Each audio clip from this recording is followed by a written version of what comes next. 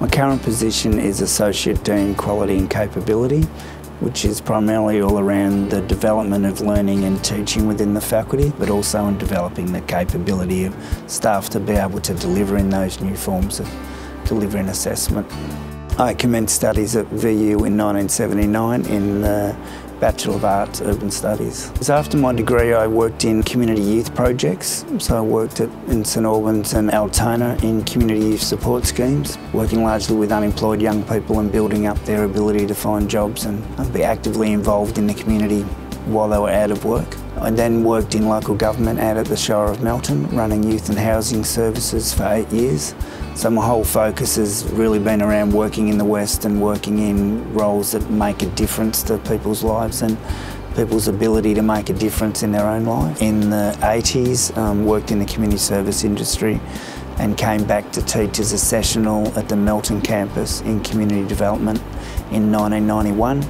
I'm Western Suburbs born and bred, and I think that's my whole approach to being in the community services area and being in teaching and the role that I take now. So the whole philosophy and background and framework of VU is about making a difference in the Western region, and a lot of it's that second chance at learning or that opportunity that education provides for people to change. So it is a lot like my community services background.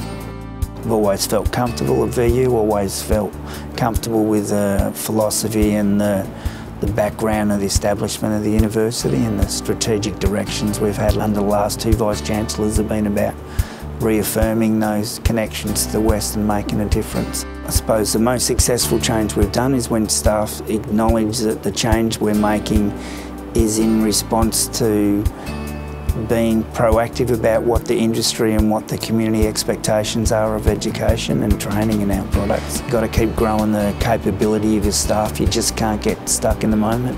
You have to embrace change. You have to drive change yourself. You shouldn't be sitting back waiting for someone to do a structural change and change your school or change your products. You've got to be thinking about the courses you run, the numbers that are in there, and your relationship with industry.